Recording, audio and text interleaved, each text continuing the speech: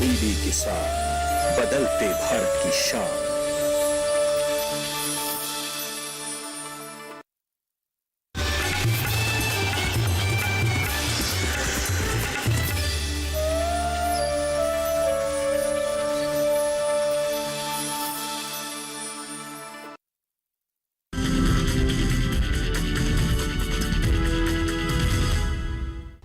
नमस्कार, कार्यक्रम खेत खलिहान में आप सभी का स्वागत है।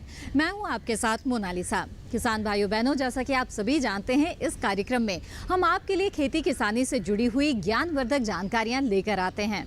और इसी कड़ी में आज इस कार्यक्रम में हम जानेंगे लोबिया फसल की देखभाल और गुलदाउदी की हरित गृह में पौध संवर्धन और रोपाई के बारे में। तो आइए शुरू करते हैं आज का ये कार्यक्रम। किसान भाइयों बहनों, इस वक्त लोबिया की फसल खेतों में लगी हुई है और बारिश के इस मौसम को देखते हुए फसल की अच्छी तरह से देखभाल करनी जरूरी है ताकि फसल को किसी प्रकार का नुकसान ना हो और रोग व कीट के खतरे से भी फसल को बचाया जा सके। तो किस तरह करें लोबिया फसल की देखभाल, आइए जानते हैं कृषि विशेषज्ञ से।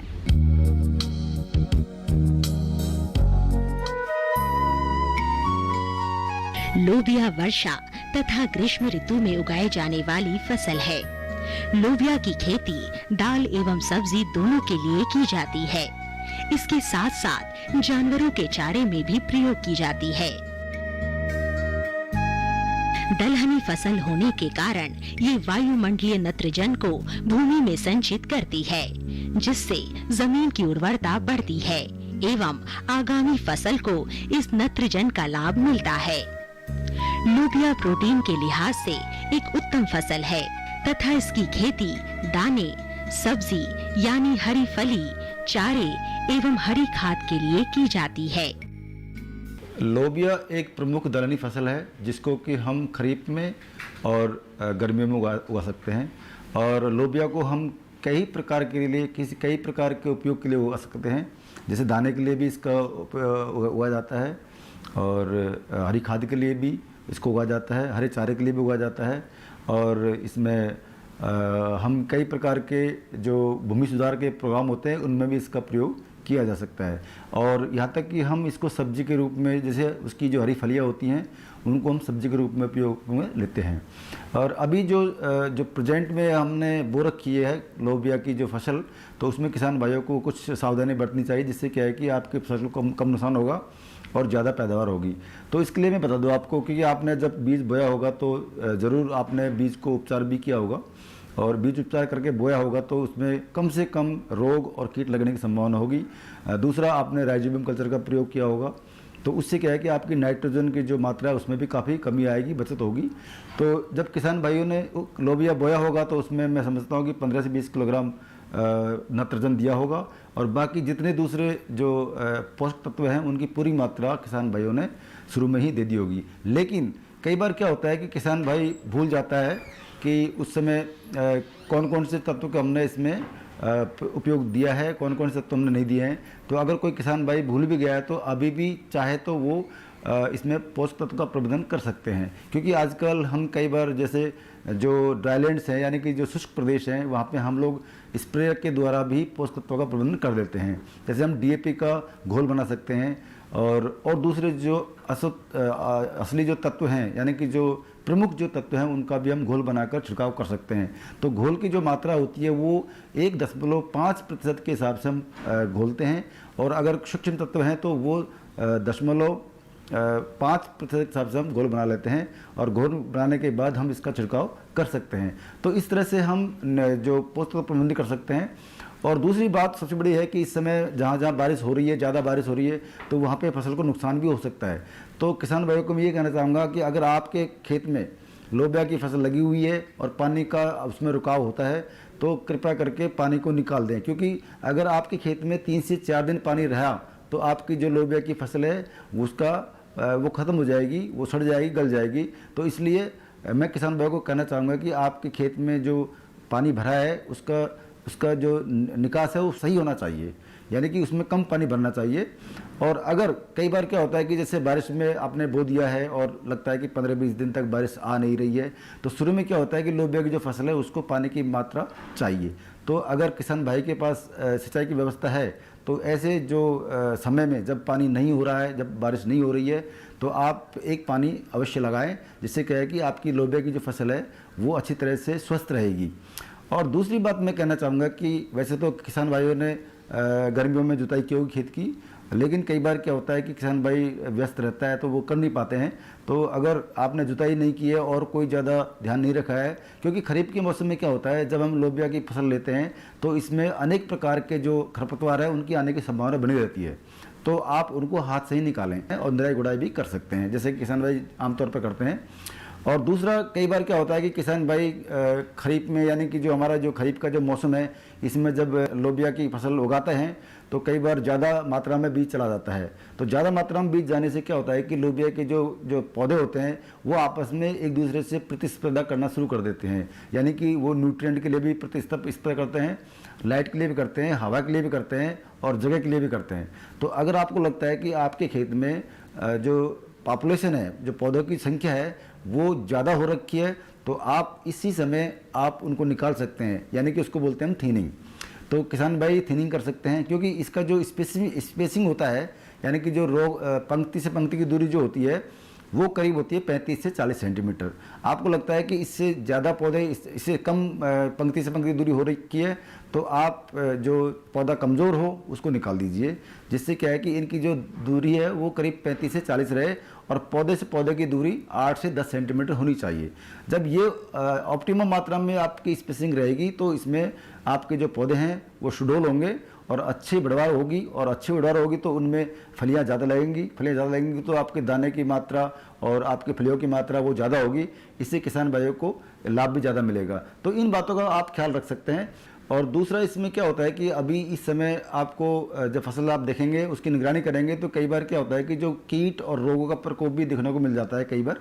तो इसमें कई तरह के कीट और कई तरह के रोग भी लग सकते हैं।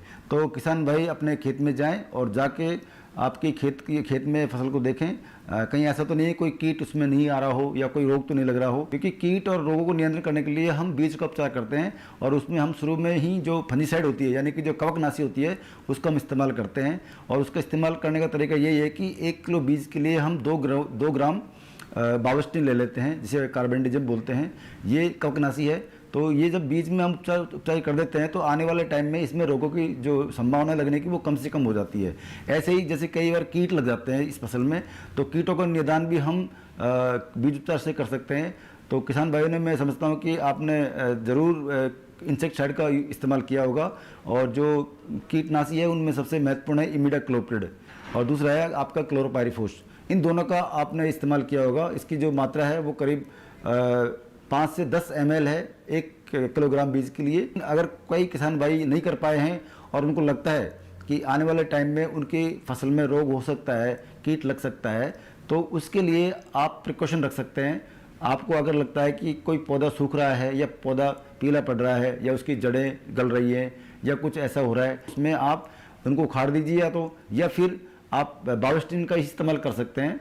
आप बावस्टिन का इस्तेमाल स्प्रे कर सकते हैं, जिससे क्या है कि कोई भी रोग उसमें लगेगा नहीं। और लगता है कि आपको कुछ इलिया या कोई कीट आपको उसमें नज़र आ रहा है, पत्ते पे नज़र आ रहा है या पत्ते के नीचे नज़र आ रहा है, तो आप उसका भी अब इस समय कंट्रोल कर सकते हैं। अगर आपको लगता है कि कोई अंदेशा है कि कोई कीट, हानिकारक कीट आपकी फसल पर अतिक्रमण कर रहा है, उसका अटैक हो चुका है, तो उसके लिए आप इमिडाक्लोप्रिड ले लीजिए या फिर आप क्लोरोपाइरीफॉस ले लीजिए। इन दोनों कीटनाशक को ले लीजिए और इनकी जो मात्रा है वो 1 मिलीलीटर 1 लीटर पानी में मिलाकर घोल बनाकर और छिड़काव कर दीजिए, जिससे क्या है कि आपके जो हानिकारक कीट हैं उनका नियंत्रण हो जाएगा और आगे आने वाले टाइम में कम से कम इसका जो प्रभाव है देखने को मिलेगा। तो ऐसे इनका जो प्रकोप है कीटों का वो सबसे कम हो जाएगा। तो इस तरह से किसान भाई चाहें तो अपनी फसल को कीट और रोगों से बचा सकते हैं। वैसे तो इस समय पूरे देश में बारिश आ गई है, यानी कि मानसून की जो बारिश है वो हो चुकी है, लेकिन कुछ एरिया है जैसे कि हमारा जो उत्तरी पश्चिमी भाग है हमारे देश का, वहाँ पे मानसून थोड़ा लेट आता है। तो जैसे कि राजस्थान का कुछ एरिया है, पंजाब, हरियाणा और उत्तर प्रदेश का कुछ पश्चिमी हिस्सा है, तो यहाँ पे बारिश थोड़ा लेट आती है। तो किसान भाई चाहे तो यहाँ भी लोबिया की आप फसल बो सकते हैं, क्योंकि लोबिया की फसल का जो बोने का सामान्य जो टाइम होता है वो मिडिल जून से लेके last end week of July होता है, यानी कि जुलाई के भीतर भीतर आप इसकी बुआई कर सकते हैं। और बुआई करने के लिए मैं यही सलाह दूंगा कि आप सबसे पहले आप किस्मों का चुनाव अच्छे से करें, क्योंकि बढ़िया किस्म लेंगे, अच्छा बीज का चुनाव करेंगे तो आपकी फसल उतनी ही अच्छी होगी। और फसल चुनाव के लिए आपको देखना ये होगा कि आपकी जो लोबिया की फसल है वो किस पर्पज़ के लिए आप उगा रहे हैं, यानी कि उसका उद्देश्य क्या है। क्योंकि लोबिया की फसल जो होती है वो दाने के लिए भी उगाई जाती है, हरी चारे के लिए भी उगाई जाती है, हरी खाद के लिए भी उगाई जाती है और सब्जी के लिए भी उगाई जाती है। और इनके उगाने के हिसाब से हमारे पास जो किस्में हैं वो भी अलग अलग तरह की किस्में उपलब्ध हैं। तो चाहे तो किसान भाई कोई भी किस्म को लगा सकता है किसी भी पर्पज़ के लिए, लेकिन अगर जैसे कि किसान भाई चारे के लिए लगा रहा है तो बूंदेल लोबिया 1, बूंदेल लोबिया 2 ये किस्में हैं जो चारे के लिए उपलब्ध हैं। दूसरा, कई हरियाणा की जो कृषि विश्वविद्यालय है वहाँ से भी कई किस्में निकली हुई हैं, तो किसान भाई चाहे तो वहाँ से आप ले सकते हैं। और आपके जो नियर बाई जो केवी के हैं वहाँ से आप अच्छा सीड आप ले सकते हैं। तो चुनाव किस्मों का करना बहुत ज़रूरी है। जब आपने चुनाव कर लिया तो उसकी जो मात्रा है, बीज की मात्रा, उसका भी निर्धारण करना बहुत ज़रूरी है। तो जब आप उगा रहे दाने के लिए तो आपको चाहिए 20 से 25 किलोग्राम प्रति हेक्टेयर के हिसाब से बीज चाहिए। और अगर आपको चाहिए चारे के लिए तो आप करीब 35 से लेकर 40 किलोग्राम प्रति हेक्टेयर के हिसाब से बीज लेंगे। तो इस तरह से करके आप बोएंगे तो आपका जो ओवरऑल प्रोडक्शन है वो ज़्यादा होगा और मुनाफा भी आपका ज़्यादा होगा। साथ ही मैं आपको ये कहना चाहूँगा कि जब भी आप बुआई करें तो 10 से 20 किलोग्राम नाइट्रोजन की मात्रा आप अवश्य दें, क्योंकि ये एक लेग्यूम क्रॉप है, यानी कि दाल वाली फसल है। ये नाइट्रोजन का अपना खुद का आपूर्ति हवा से करती है, लेकिन कई बार क्या होता है कि ज़्यादा नोडुल नहीं बनते हैं और राइजोबियम की जो मात्रा है वो ज़्यादा नहीं होती है, तो हमें एक स्टार्टर के रूप में नाइट्रोजन को देना चाहिए। साथ ही फास्फोरस और पोटेशियम की मात्रा को भी देना चाहिए। तो इसकी जो रिक्वायरमेंट है वो करीब 60 किलोग्राम फास्फोरस है और 40 किलोग्राम पोटास है। लेकिन ये मात्रा जब भी निर्धारण होगा तब तक आप सॉइल टेस्ट नहीं करेंगे। तो आप जब अगर आपकी जो मृदा है उसका टेस्ट आप कर लेंगे, उसके बाद ये पता लग जाएगा कि हमें कितना मात्रा में आपको कौन सा तत्व देना है। तो इस तरह से बातों का ध्यान रखेंगे। और पेंडिमेथिलिन का मैंने बताया कि जब आप सोइंग करेंगे तो सोइंग के तुरंत बाद आप एक खरपतवार नाशी है उसका इस्तेमाल जरूर करना, जिससे क्या है कि आपके ज़्यादातर बीड मर जाएंगे। उसका नाम है पेंडिमेथिलिन, क्योंकि एक ब्रॉड स्पेक्ट्रम हर्बिसाइड है ये, और इसको डालने से क्या होगा कि आपकी फसल को नुकसान नहीं होगा, लेकिन जितने भी इसमें जो खरपतवार लगेंगे उनका विनाश पहले हो जाएगा। तो जिससे आपकी जो क्वालिटी है, आपकी जो फसल की जो क्वालिटी है वो बनी रहेगी और आपकी जो उत्पादकता है वो बढ़ेगी और ओवरऑल जो आपका प्रोडक्शन है वो बढ़ेगा। तो इन सब बातों का अगर आप ध्यान रखेंगे और समय समय पर इनका आप प्रयोग करेंगे तो मैं समझता हूँ कि आपकी जो फसल है वो अच्छी होगी, उसकी जो उत्पादकता है वो बढ़ेगी और उसमें उसका जो उत्पादन है वो भी बढ़ेगा और फाइनली आपकी जो इनकम है, आपकी जो फसल से आमदनी है वो भी बढ़ेगी। तो इस तरह से आपको लाभ भी ज़्यादा होगा। तो अभी आपने लोबिया फसल की देखभाल के बारे में जाना। फिलहाल कार्यक्रम में रुकते हैं एक छोटे से ब्रेक के लिए। ब्रेक के बाद बात होगी गुलदाउदी की हरित गृह में पौध संवर्धन एवं रोपाई की। आप बने रहें दूरदर्शन किसान पर। ये कामयाबी है अन्नदाता की, ये कहानी है खेत और खलिहानों की। कैसे करें अपने पशुओं की देखभाल, जानिए गांव-गांव के किसानों का हाल। देखिए गांव किसान सोमवार से शुक्रवार दोपहर 12:05 पर। ब्रेक के बाद आप सभी का फिर से स्वागत है। किसान भाइयों बहनों, बेमौसमी फसलें काफी मुनाफा दिलाती है, लेकिन इनकी खेती चुनौतीपूर्ण होती है। ऐसे में बेमौसम फसलों की खेती के लिए हरित गृह बहुत ही उपयोगी साबित होते हैं। इनमें फलों के साथ साथ फूलों की भी खेती की जा सकती है। हरित गृह में गुलदाउदी की खेती के दौरान पौध संवर्धन एवं इनकी रोपाई के लिए किन बातों का ध्यान रखना चाहिए, आइए जानते हैं कृषि विशेषज्ञ से।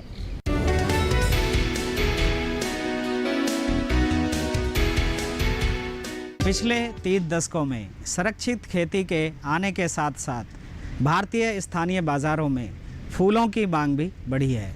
इस बढ़ती मांग के अनुरूप अपनाई गई फसलों में गुलदाउदी, गुलाब, जरबेरा, कार्नेशन, लिलियम प्रमुख फसलें हैं। यह फसलें संरक्षित खेती में पॉली हाउस अथवा ग्रीन हाउस में उगाने के साथ साथ किसानों के स्तर पर भी अपनाई गई हैं। किसानों के स्तर पर अपनाने के लिए संरक्षित खेती में गुलदाउदी के उत्पादन में बहुत महत्वपूर्ण जानकारियाँ रखना बहुत आवश्यक है।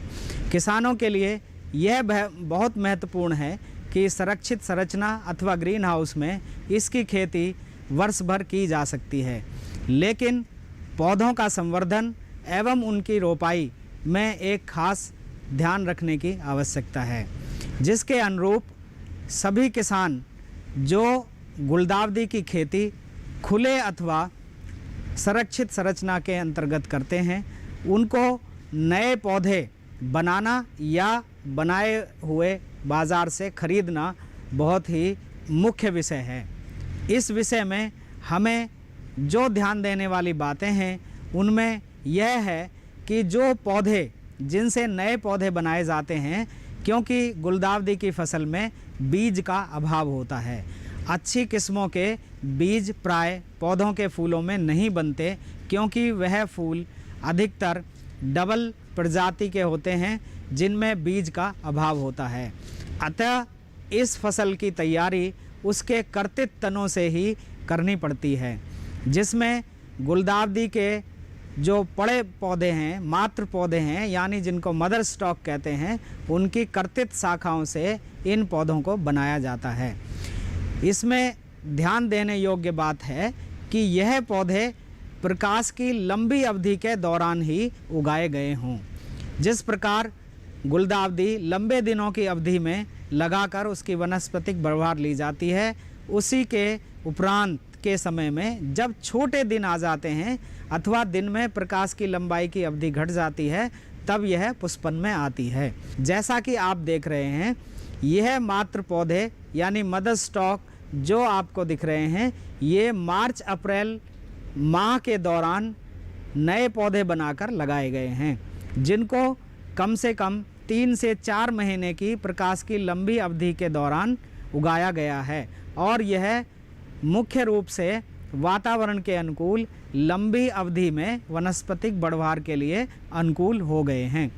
इस प्रकार से बड़े पौधों को हम मात्र पौधे कहते हैं।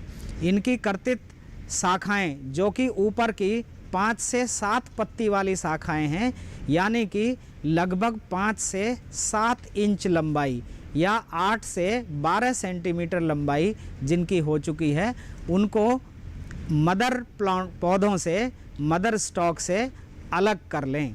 इसके उपरांत नीचे की 2-3 पत्तियां आप इनकी छुटा दें।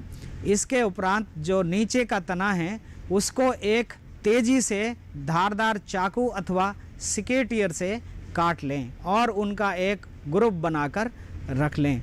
इसके उपरांत जो संवर्धन के लिए ट्रे अथवा मीडिया तैयार किया गया है, उसमें यह सुनिश्चित करें कि मिट्टी की क्यारियों में लगाने से अच्छा है कि इसको मिट्टी रहित माध्यम को ट्रे में भरकर उगाया जाए, जिससे पौधों की जड़ों के आसपास उगाने वाला माध्यम लगा रहेगा और इसकी रोपाई उपरांत सतत बढ़वार हो सकेगी।